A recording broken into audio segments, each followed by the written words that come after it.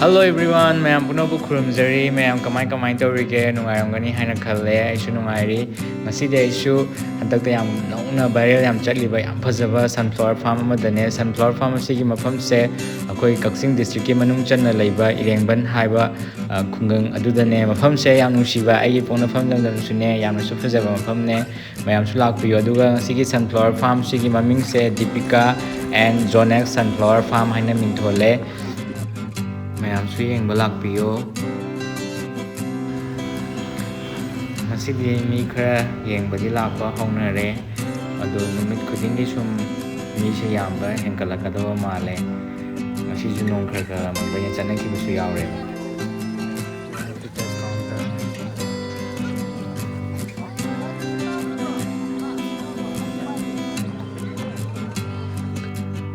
Akhoi ji manung change yam phajai numilai se yam chaw nusu pa na tha lerame phaidong anairaga ko ado mayam su la aga yengla khangani kyam phajage habado numilai ju hite musu sale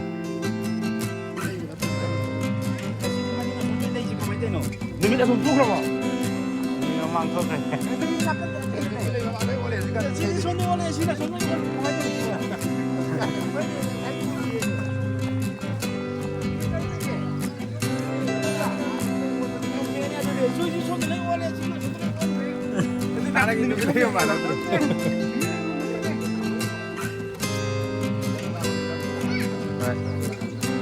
진짜 지르다.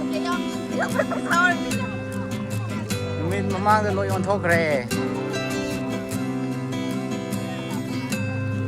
Tất nhiên là mình lấy chứ nó modern là mình lấy ta đấy. Mà mang cái lỗi on thô kre nè.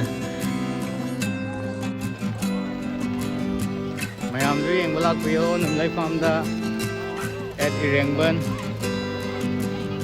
Yam phazan sa le man da moi ticket red sale pa kun khatang hoye.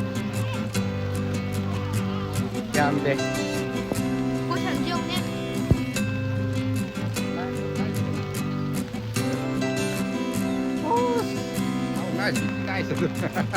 Mai mít cật thất rồi, xin sáng xả để mà nó mít cật này.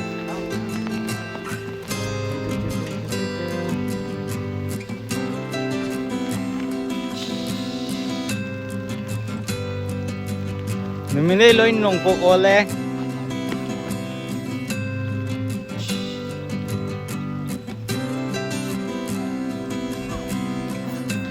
Trên nó bây giờ xem nó làm cái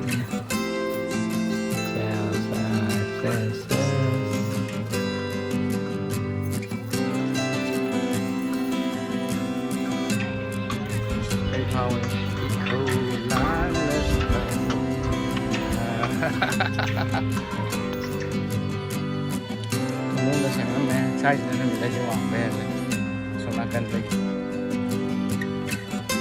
hoặc phải thực hiện.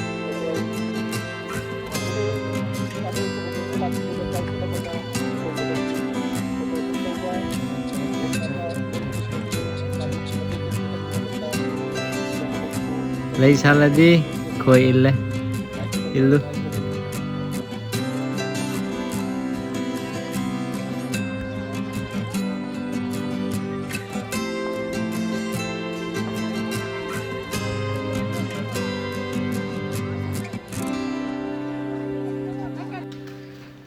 Achapot chabam ju leire hojikti nakanda akoigi anouba su mayam ama sagalaiye singju ju yam hawbane akhoi khungi singju je mayam su laaga chabiyo aisu ngasi ji singju charaga lae yam hawe masaksu yam phajabane. Thank you.